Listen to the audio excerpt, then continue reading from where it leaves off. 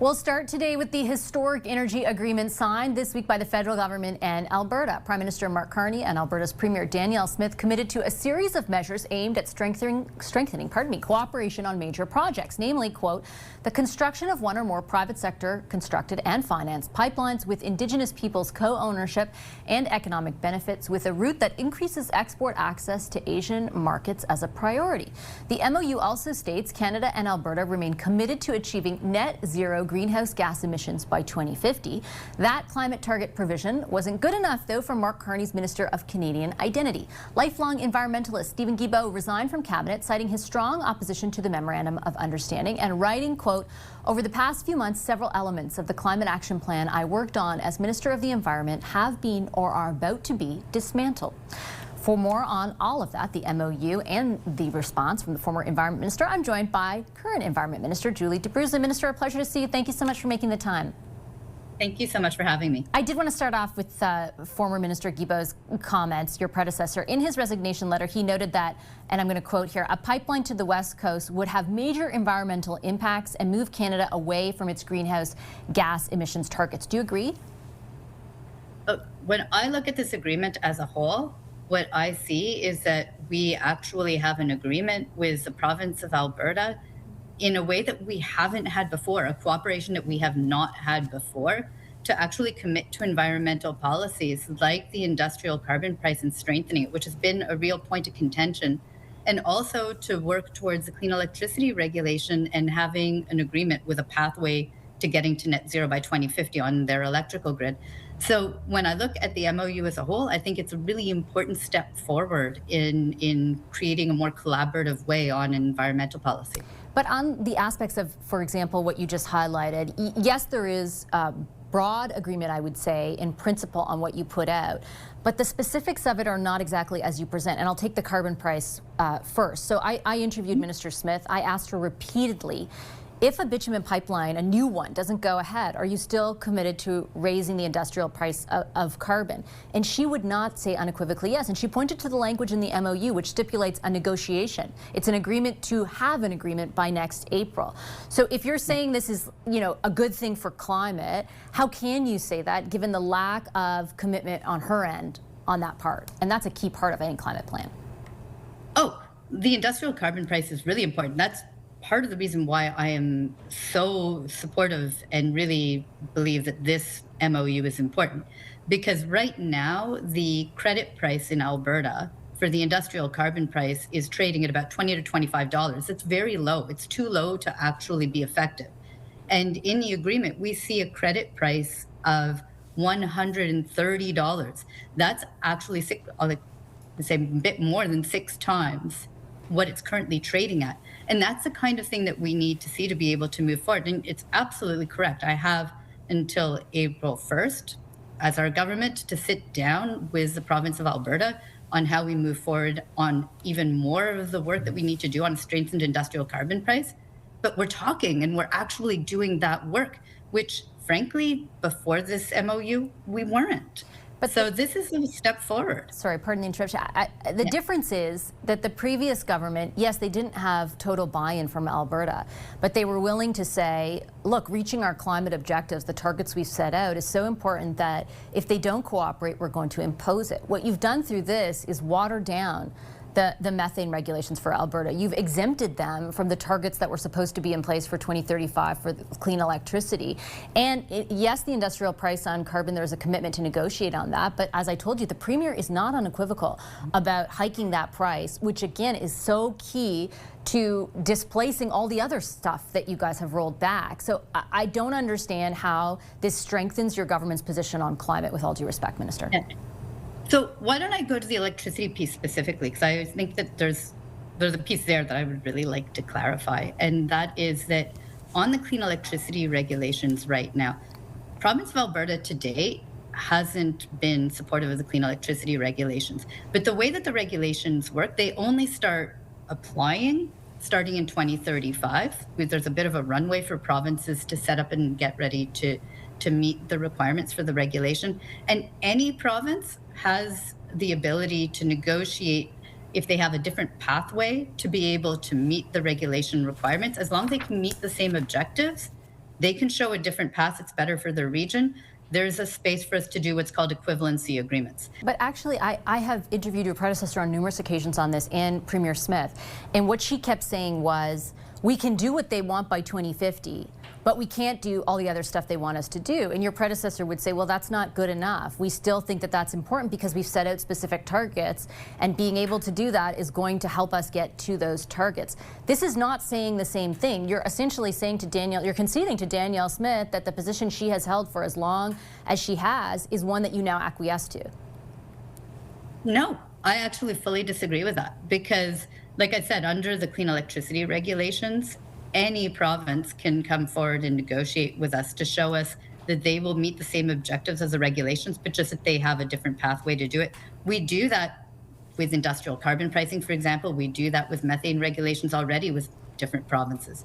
So this is just a way that we finally have Alberta saying, yes, we'll sit down and we'll talk with you about how we can set out the pathway. And in the memorandum of understanding, it's really clear that we both have to agree that that pathway meets the objectives of the regulation.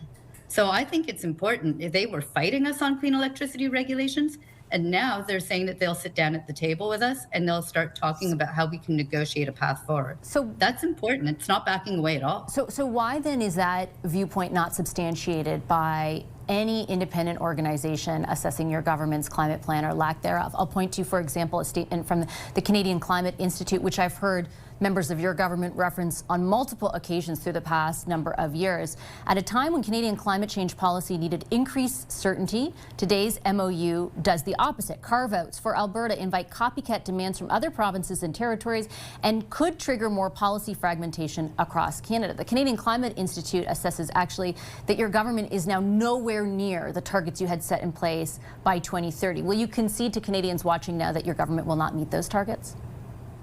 No, what I was saying, I've said it before, and I'll say it again, and Prime Minister actually said it in the House of Commons as well. We're determined to meet our objectives, our climate targets.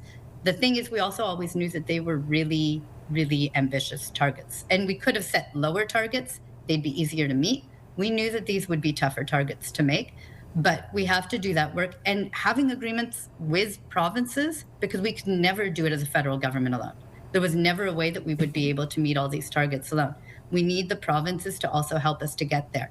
And what we have with this agreement, but also other agreements where we're working with provinces, is how we can actually move forward and actually step up to meet those targets.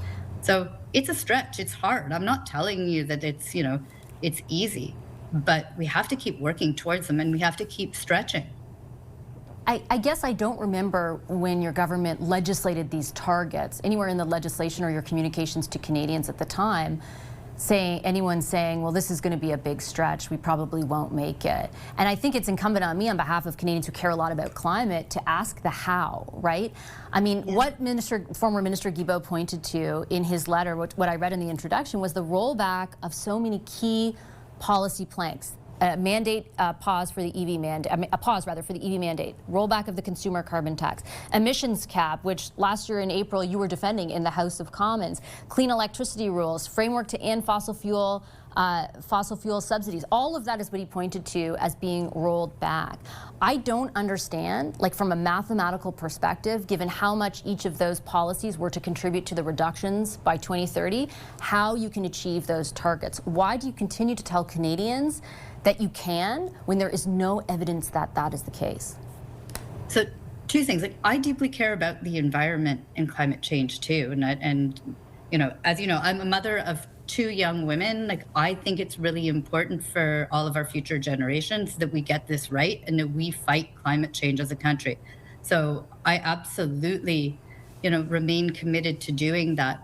And as I've said before, like, it's always been ambitious. I think that we actually always knew it was ambitious, and I believe that we've said that before. But beyond that point, we have a climate competitiveness strategy that actually sets out that we're going to strengthen the industrial carbon price right across the country. We are strengthening methane regulations. We're actually going beyond it and applying methane regulations to landfills. We're investing in clean electricity through clean electricity ITCs.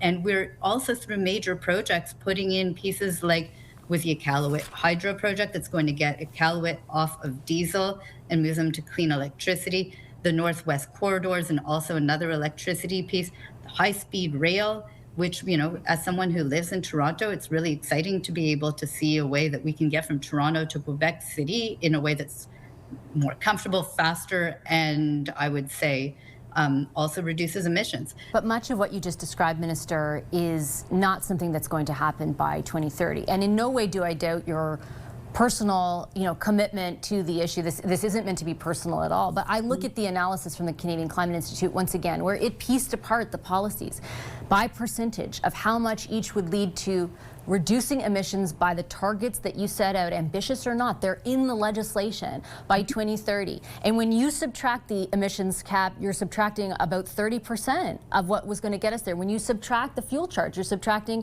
about 8 or 9%. So how are you going to displace all of that? Because all your government keeps doing right now, including through this MOU, is rolling back a whole lot of stuff. So I'll disagree with the characterization that we're rolling things back when we've actually committed to strengthening the industrial carbon price, strengthening methane regulations, extending the methane regulations to landfills, and also to building out infrastructure that in the long term does help us to move towards a cleaner electricity grid. But you've taken away the emissions cap. I'm sorry, you've taken away the emissions cap. You've taken away the consumer carbon tax. If a Conservative Prime Minister did that, your party would call them a climate change denier. So on the emissions cap, we actually relied on expert advice, and in the budget it was pretty clear how it was set out, that if we did the steps of strengthening the industrial carbon price, strengthening methane regulations, that there were measures in there, that there was a pathway to be able to remove the cap. And that we've had experts actually do that analysis. And so what you see is us continuing to put those building blocks in place with methane regulations, with the industrial carbon price that actually sets that groundwork for us to be able to do it. But in everything that we do, we need to keep moving and pushing forward on reducing emissions and fighting climate change. That commitment is absolutely still there.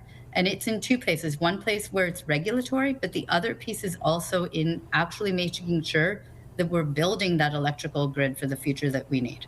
Okay, I will leave it on that note. I've taken a lot of your time, Minister. I appreciate it very much. Thank you. Thank you. Coming up, pipeline pushback. Not everyone is on board with a potential pipeline to the BC coast. That province's Premier, David Eby, for example, is vehemently opposed. He will join me next.